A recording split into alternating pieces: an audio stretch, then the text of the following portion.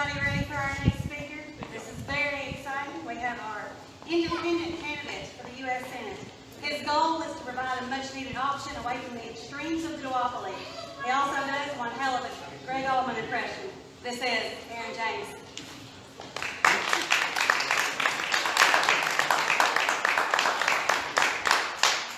So, I don't know how I'm supposed to follow that, but all I can say is hell yes, brother. Thank you. So,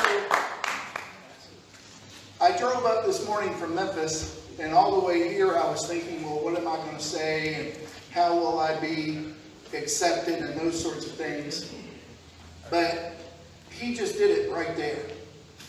Steve is an example of what I'm all about. Not the pot thing. I mean, I am, but that's not the thing. It's real people. We need real human beings in office, not groomed puppets who are at someone else's command, who only are there for the power or the prestige or whatever perks that they get.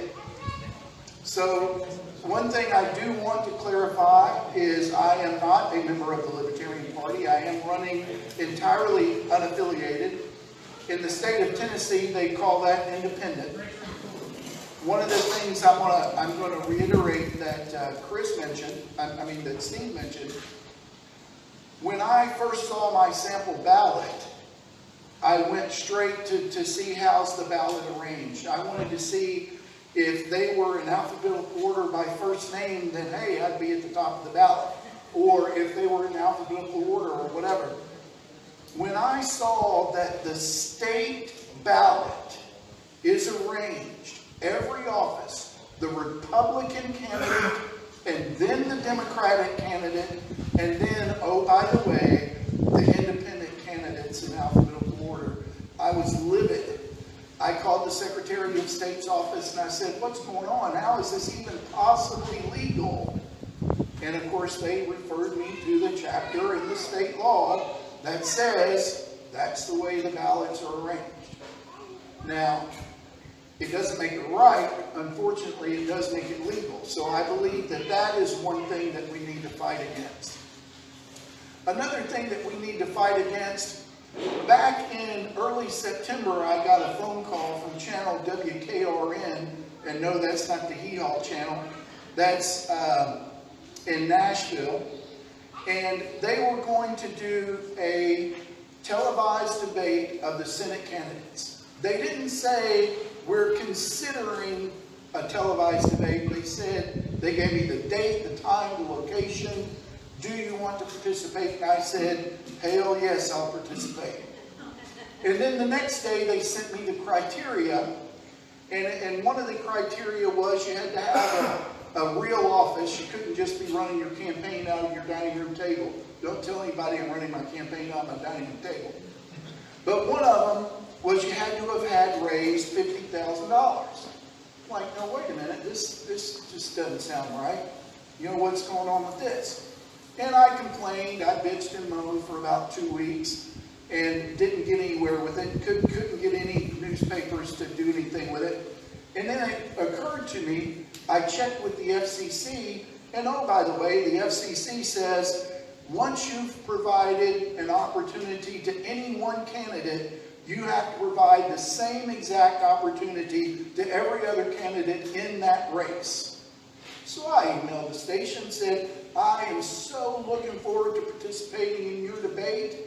I'll see you then. It was going to be like October 14th. I get a phone call 2 days later. We decided to cancel the debate. So they decided that instead of allowing the independent candidates to participate in a statewide televised debate, that they were just going to cancel the debate. The reason for that is because they were owned by this corporation called Nexstar. They were going to show the debate live on 6 different stations all the way across the state. Nexstar-owned stations. WREG in Memphis being one of them. Nexstar, by their own description on their own website, says that they reach into 65% of American households. So it's the big corporations that own the TV stations. Then a couple of Sundays ago, I get an email from a guy who says, hey man, I saw your name in the Tennessean. I just wanted to introduce myself. And I said, great, what was it? So I went online, I paid my 99 cents to get my Tennessean online. They had done a big, huge half-page spread on Haggerty, the Republican candidate. They had done a big, huge half-page spread on Bradshaw, the Democratic candidate, and a little bitty paragraph that said, oh, by the way, there's also these other independent candidates running. Just mentioned us by name. Didn't say anything about, you could go to Ballotpedia and read about them, or you could go to vote411.org and read about them. It literally said, it introduced the articles by saying, we asked the two main party candidates these 10 questions, here are their responses. Oh, by the way, there's some independents running too. That's corporate-owned media controlling how you see the world around you, or how a lot of people see the world around them. The people who don't take the extra effort to look and dig. So, independents were fighting a huge uphill battle. In 2018, all 6 independent candidates for U.S. Senate got 1.4% of the vote combined. The leading independent candidate for U.S. Senate in 2018 got 0.9% of the vote. But in that same election, 1.8 million registered Tennessee voters sat home, didn't vote, felt so disenfranchised that they were just like, screw it, I just can't do it. I'm not going to choose between the lesser of two evils. And I'm not talking about the people who went to vote and then skipped the Senate candidate because they didn't want to pick the lesser of two evils, Bredesen or what's her name? Blackburn. Yeah, Blackburn. Thank you. I'm sorry. I was hoping that name was gone forever, but that's it. So that's more than voted for either of those candidates. So we had more citizens not participate.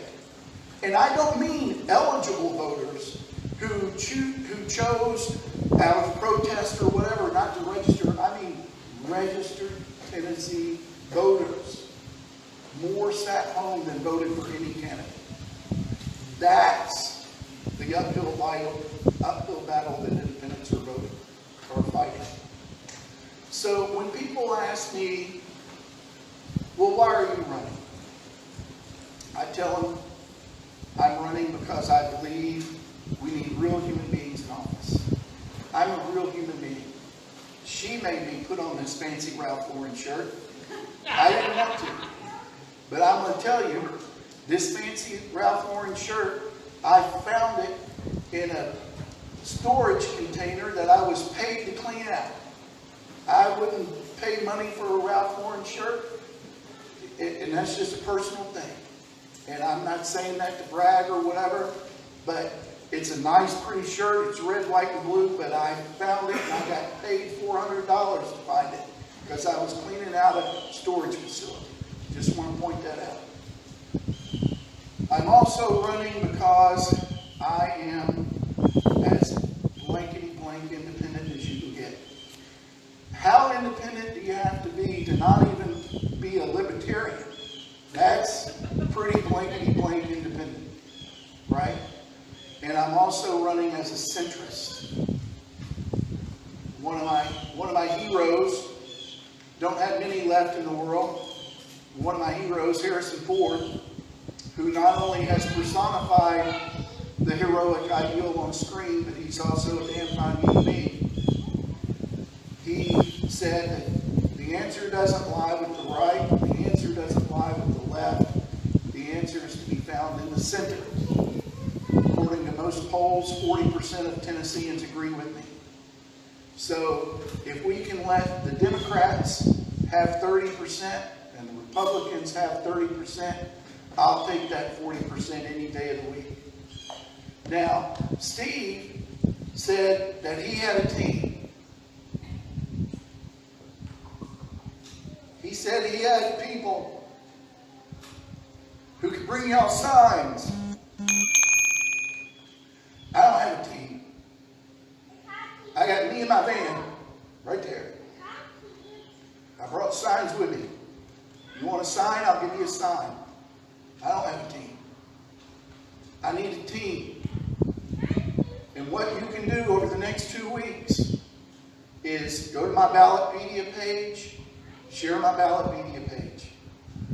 Encourage people to go to vote411.org. You can't share anything there because they have to enter their own address.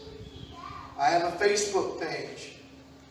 You don't have to proclaim that I'm a libertarian. You don't have to claim that I represent your views, but you can tell them that you met a real human being and you kind of got a good feel for him. And here you go. Especially if they feel disenfranchised. Now, I'm going to share a couple of things with y'all because I've been reading quite a bit on y'all's national platform because I like to get my information straight from the source. I don't like to read stories about libertarians. I noticed on your bucket over there on the food table it says taxes are theft. Okay? I'll give y'all a little math lesson. Every 23 seconds that ticks by, the national deficit increases by $1 million. Every 2 hours and 7 minutes that clicks by, every man, woman, and child in the United States of America incurs an additional $1 million in deficit tax burden. Or your grandchildren, your great-grandchildren will. Now, I had to write this number down. Every single day, every man, woman, and child in America incurs $11 million in deficit tax burden. Now, you tell me how much longer we can sustain that. Will any of us here ever see $11 million? Every single day. And that's got to stop. And it's only going to stop when we destroy the stranglehold that the two-party system has on this country. And I love y'all and thank y'all for having me.